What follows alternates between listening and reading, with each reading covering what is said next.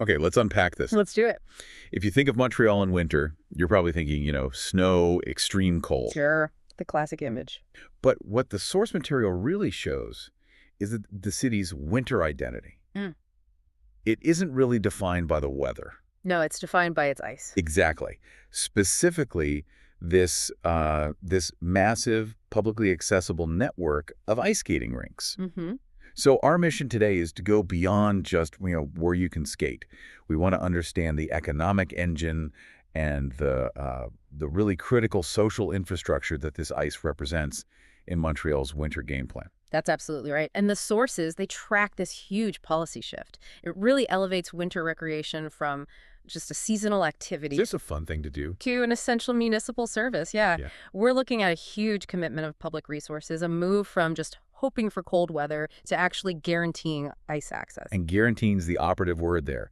The scale is it's staggering. We're talking about 230 municipal rinks. In total, yeah. But here's the main conflict right out of the gate. Yeah. The vast majority of those are, the traditional natural rinks. The ones that need Mother Nature to cooperate. And with climate unpredictability, that's a bigger and bigger ask. They need several straight days of perfect temperatures, which are just getting harder to rely on, especially when the mercury is, as the sources say, flirting with the freezing point. And that instability, it just means the whole season starts late. It's frustratingly intermittent for people. Right. A thaw hits and suddenly 200 rinks are just puddles. Exactly, puddles. So the solution Montreal has really doubled down on is this significant investment in refrigerated facilities, both indoor and out. High-tech solution. They are the climate-proof component. These rinks are what officially kick off the urban winter season, guaranteed. So it's basically the city buying winter insurance. But that insurance policy, I have to imagine, is expensive and needs some serious planning. Let's dig into what that stability actually looks like for someone lacing up their skates. Well, what's fascinating here is how they've placed these climate-stable facilities. They're engineered to guarantee a longer, more stable season. Longer than nature would allow. Much longer. The best example is the Esplanade Tranquille, right in the heart of the Quartier du Spectacle. The sources note this major refrigerated hub, it's already open. It opened back in November. In November. Yeah. That's incredible. That completely changes the start of winter from, a weather event into a fixed cultural moment. Precisely. By the time the natural rinks are even being considered, the Esplanade has already hosted thousands of people. Okay, so that's the downtown centerpiece. Right, but you see this technology at other huge sites, too. Things like Beaver Lake, which is a classic, and the Patineurs Trail at Parc Jean-Drapeau. That trail is amazing. It is, and these aren't just little patches of ice. They're massive engineering projects designed to pull in huge crowds and keep running even when the weather warms up a bit. But those are the big outdoor draws. What happens when the weather is just actively hostile? Like you get a heavy thaw or rain. You need that year-round certainty. And that's where the indoor network comes in. That's the real operational backbone. Montreal has what the sources call an excellent network of indoor rinks or arenas. And these are critical. Absolutely essential. They provide consistent, scheduled ice time. This means minor hockey keeps going no matter what, and for the public, they guarantee free skating hours. And I notice the sources point out the geographical spread is very intentional. It's not just one or two big spots. Correct. It's not centralized. The sources highlight about 15 key arenas spread all across the different boroughs. Places like Arena Maurice Richard or community hubs like Arena Bill Durnin. So the goal is democratization of ice. That's a great way to put it. It ensures that stable, high-quality ice isn't just a downtown thing. It's urban planning meeting community service. Okay, so here's where it gets really interesting for me, and that's the downtown core. Finding space for recreation there is notoriously hard. It's almost impossible. And the sources zoom in on this one really unique solution. The indoor rink at Atrium Let 1000. Ah, the atrium. It's fascinating. It's situated literally above Central Station inside a commercial tower. Above the train station. Yeah, it's not just a nice rink. It's a brilliant use of space. The sources identify it as the only indoor refrigerated rink available downtown. So it's a vital pressure release valve for urban recreation. Totally. It takes what would be non-recreational time, a lunch break or waiting for a train, and turns it into a chance to do something active. And the schedule is pretty specific, right? Very specific, which tells you a lot about how they're optimizing it. It's not open 24/7. The sources highlight it's closed Monday and Tuesday, but then it's open late on Saturday until 9 p.m. So it's designed to capture that peak leisure and tourist traffic. Exactly, not the daily commuter flow. It's about maximizing its unique accessibility. Okay, so Montreal has solved the climate problem with this stable, accessible ice network. Yeah. But that guarantee has to come at a tremendous price. It does. This isn't just about fun. It's a major economic and social policy commitment. And if we look at the raw data, the economic scale of this winter game plan is way bigger than just casual leisure spending. The refrigerated rinks, especially the central ones, attract hundreds of thousands of visitors each year. Hundreds of thousands. That's a massive number. Does that flow of people really justify the high operating costs?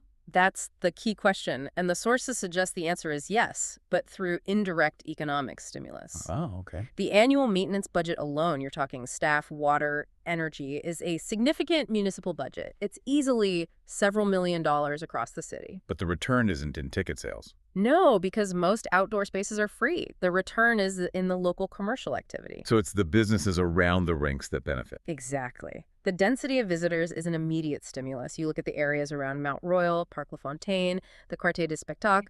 When the rinks open, you see a big jump in customers for equipment rentals, for cafes, for restaurants. The rinks become economic anchors. They transform these dormant winter spaces into active consumer zones. It's very strategic. And if we connect this to the bigger picture, it moves beyond just economics and it becomes social policy. This is crucial. This is about more than just boosting business. It's a cornerstone of their whole urban development strategy. It is. The investment in guaranteed ice is essentially an investment in public health and equity.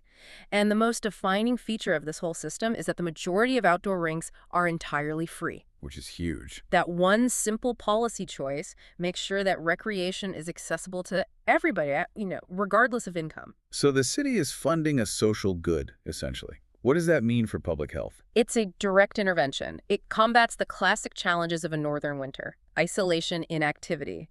These rinks pull people outside, they encourage an active lifestyle, it contributes directly to both physical and mental well-being. Oh, wait. If the city is already spending millions on this, why is a private foundation also putting up massive amounts of capital? The sources mentioned the BLUU Blancy Bouge rinks. That's a great question, and it gets at resource capacity and targeted equity.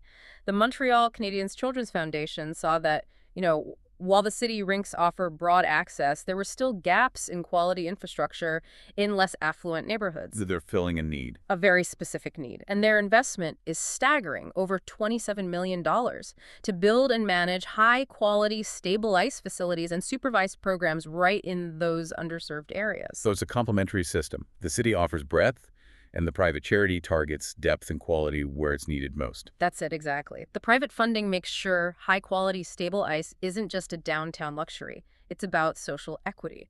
And these rinks become vital, year-round gathering places that really strengthen the social fabric and local pride. That focus on community brings us back to the logistics. I mean, if you're running 230 facilities, how on earth do you manage the ice time for such a diverse population?